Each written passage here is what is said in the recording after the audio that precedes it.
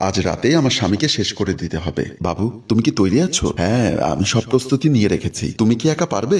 কারণ মুন্না অনেক শক্তিশালী। তোমাকে দিনের বেলায় যেটা পাঠিয়েছি ওটা ওর খাবারের মধ্যে মিশিয়ে দিও। শুধু ওকে না, তোমাদের বাসায় যারা যারা আছে সবাইকে ওই ঔষধ খাইয়ে দিও। তাহলে ওরা ঘুমিয়ে অচেতন হয়ে থাকবে। আর এই সুযোগে আমরা তোমার স্বামীকে সহ তোমার শাশুড়িকে শেষ করে দিয়ে তোমাকে নিয়ে আসবো।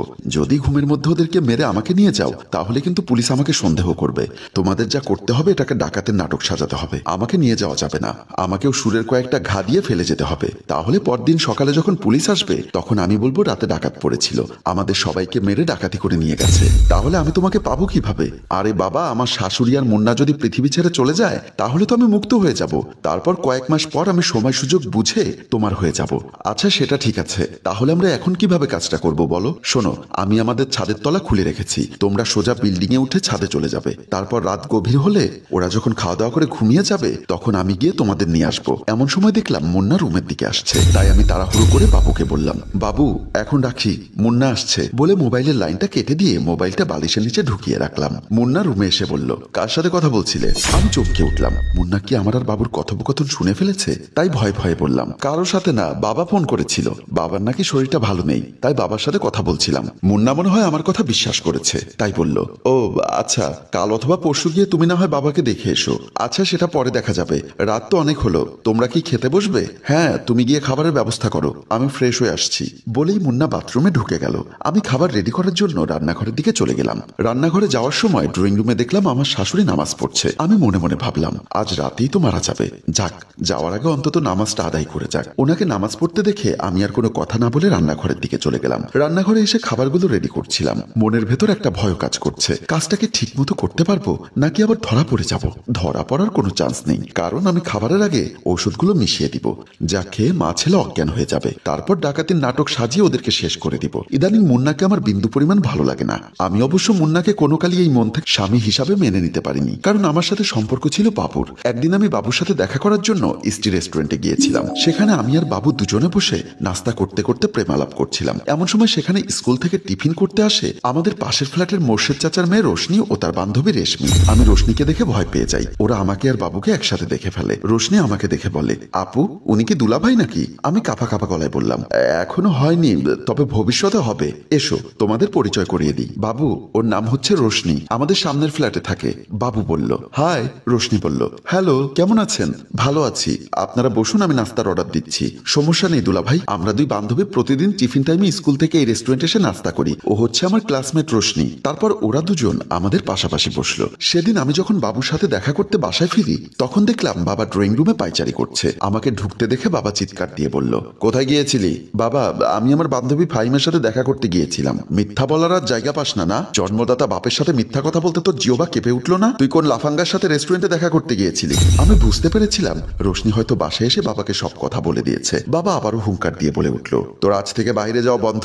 বলেই আমার হাত থেকে মোবাইল ও ভ্যানিটি ব্যাগ কেড়ে নিল। তারপর আমাকে একটা রুমে ঢুকিয়ে আটকে রাখলো। সেদিনের পর থেকে বাবুর সাথে আমার সম্পূর্ণ যোগাযোগ বন্ধ হয়ে গিয়েছিল। আমি যখন রান্নাঘরে দাঁড়িয়ে কথাগুলো ভাবছিলাম তখন দেখলাম আমার শাশুড়ি এসে বলল, বৌমা, ক্ষুধা পেয়েছে, তাড়াতাড়ি ভাত দাও। দুটো ভাত খেয়ে ঘুমিয়ে পড়ি, ফজরে আবার উঠে নামাজ পড়তে হবে। ঠিক আছে মা, আপনি মুন্নাকে ডেকে ডাইনিং টেবিলে বসুন, আমি ভাত নিয়ে আসছি। তারপর আমার শাশুড়ি চলে গেলেন। আমি মনে মনে ভাবলাম, খাবারে এমন জিনিস মিশিয়ে দিব কাল ফজরের নামাজ পড়ার সময়টাও পাবেন না। খাওয়া দাওয়া করে রুমে আসলাম ঘুমানোর জন্য।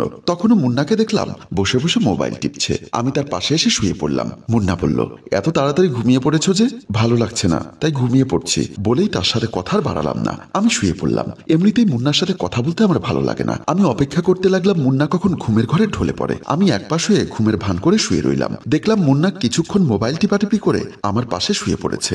আমি মনে মনে ভাবলাম, ঘুমটা আর একটু গাঢ় হলে তারপর আমি ছাদে গিয়ে বাবুকে আর তার বন্ধুকে ডেকে নিয়ে আসবো। তাই আমি মুন্নার ঘুমটা গাঢ় হবার জন্য অপেক্ষা করছিলাম। অপেক্ষা করতে করতে কখন যে আমি নিজেই ঘুমিয়ে পড়েছি সেটা আমি টের পাইনি। এদিকে বাবু ও তার বন্ধু সাইফুল ছাদে এসে আমার জন্য অপেক্ষা করছে। কখনই বা আসবে ওদেরকে ডেকে রুমে নিয়ে যাবে। সাইফুল বলল, দোস্ত, যে হারে ঠান্ডা পড়ছে মনে হচ্ছে তোর প্রেমিকার স্বামীকে মারার আগে এই ঠান্ডায় আমরাই মরে যাব। সেটাই তো দেখছি, কিন্তু ইভা এখনো আসছে না কেন? আমার মনে হচ্ছে তোর প্রেমিকা ঘুমিয়ে পড়েছে। তুই একটা কাজ কর, ওকে একটা ফোন কর। তোর কি মাথা খারাপ? আমি যদি এখন ওকে কল দেই তাহলে ইভার স্বামীর ঘুম ভেঙে যেতে পারে। কষ্ট করে যখন আমার সাথে এসেছিস আর একটু কষ্ট কর। কিছুক্ষণের ভেতর হয়তোবা ইভা চলে আসবে। তারপর গিয়ে কাজটা শেষ করে আমরা পালিয়ে যাব। এদিকে যখন আমার ঘুম ভাঙে তখন আমি লক্ষ্য করলাম রাত তখন 3টা। হায় হায়, আমি একই করলাম। অপেক্ষা করতে করতে কখন ঘুমিয়ে পড়েছি লক্ষ্য করলাম না। বাবু আর তার বন্ধু এতক্ষণ ছাদে আছে কিনা আল্লাহই জানে। আমি তাড়াতাড়ি মুন্নার নাকে হাতটা ধরলাম, দেখলাম মুন্না অঘরে ঘুমোচ্ছে। তাই আস্তে আস্তে খাট থেকে নামলাম। খাট থেকে নেমে ছাদের উদ্দেশ্যে চলে গেলাম। ছাদে এসে বাবু এবং তার বন্ধুকে খুঁজতে লাগলাম, কিন্তু ওদেরকে দেখছি না। তাহলে কি ওরা আমার সাথে চিট করেছে, নাকি আমার আসতে দেরি হতে চলে গেছে? মনে হয় আজকের মিশনটা সাকসেস হবে না। যখনই আমি ছাদ থেকে নামতে গেলাম তখন লক্ষ্য করলাম একপাশে বাবু এবং তার বন্ধু ঘুমোচ্ছে। আমি তাদের কাছে গিয়ে বাবুকে ডাকতে লাগলাম, বাবু, এই বাবু, ওঠো, তুমি কি ঘুমিয়ে পড়েছো? আমি এত ডাকার পরেও দেখলাম ওদের ঘুম ভাঙছে না।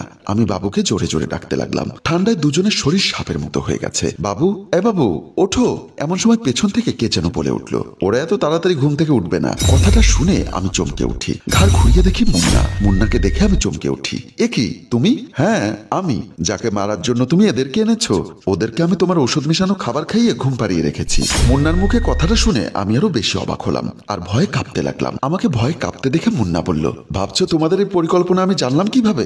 অনেকদিন ধরে তোমাকে আমি লক্ষ্য করছি। তোমার সব চাহিদা পূরণ করার পরেও তুমি কেন যেন আমাকে পছন্দ করো না। কারণ অনুসন্ধান করে জানতে পারলাম তুমি তোমার সাবেক বয়ফ্রেন্ডের সাথে যোগাযোগ করছো, এবং আজকে যখন তুমি ওর সাথে মোবাইলে কথা বলছিলে, আমাকে মারার পরিকল্পনা করছিলে, তখন আমি রুমে আসতে গিয়ে বিষয়টা খেয়াল করি। তারপর আমি মনে মনে ফোন দিয়াটি। তুমি যখন ঔষধ মেশানো খাবারগুলো আমাকে আর মাকে সামনে এনে দিলে, তখন আমি কৌশলে তোমাকে মোবাইল আনার জন্য রুমে পাঠিয়ে দেই। তুমি যখন মোবাইল আনতে রুমে গিয়েছিলে, তখন আমি আর মা খাবারগুলো আলাদা প্লেটে ঢেলে রেখে বলেছিলাম আমরা খেয়ে ফেলেছি। আর রুমে যখন তুমি আমাকে ঘুম পাড়িয়ে দিয়ে অপেক্ষা করছিলে সেই সুবর্ণ সুযোগের জন্য, ততক্ষণে আল্লাহর রহমতে তুমি ঘুমিয়ে পড়েছো। তোমাকে ঘুমিয়ে থাকতে দেখে আমি তোমার পাশ থেকে নেমে ছাদে আসি। ছাদে এসে দেখি এই দুই লাফাঙ্গা ছাদের এক কোণে বসে বসে সিগারেট টানছে। আমাকে দুজনে দেখে ভয় পেয়ে যায়। আমি হাতে করে আনা খাবারগুলো ওদের সামনে দিয়ে বললাম, তোরা এসেছিলে আমাকে মারার জন্য, কিন্তু না খেয়ে থাকলে তো তোরা শক্তি পাবি না। খাবারগুলো খেয়ে নে। তোর প্রাক্তন প্রেমিক বাবু বলল, এ খাবার আমি খাবো না। সাথে সাথে আমি বললাম, এ খাবার যদি তোরা না খাস তাহলে আমি এক্ষুনি থানায় ফোন করে পুলিশ এনে তোদেরকে ধরিয়ে দিব। তার সাথে আসা বন্ধুটি বলল, ভাই পুলিশ আনতে হবে না, আমি খেয়ে নিচ্ছি। বলেই ওরা দুজন ঔষধ মাখানো খাবারগুলো চেটে পুটে খেয়ে নিল। আর এখন মনের সুখে ঘুমোচ্ছে। ওদের এই ঘুম কাল সকাল না হওয়া পর্যন্ত ভাঙবে না। মুন্নার মুখে এমন কথা শুনে আমি নিরুপায় হয়ে মুন্নার পায়ে ধরে বললাম, আমার ভুল হয়ে গেছে, তুমি আমাকে মাফ করে দাও। হ্যালো ভিউয়ার্স, মুন্নার কি উচিত হবে তার এমন স্ত্রীকে ক্ষমা করে দেওয়া? আপনার মতামত কি সেটা কমেন্ট বক্সে লিখে জানান।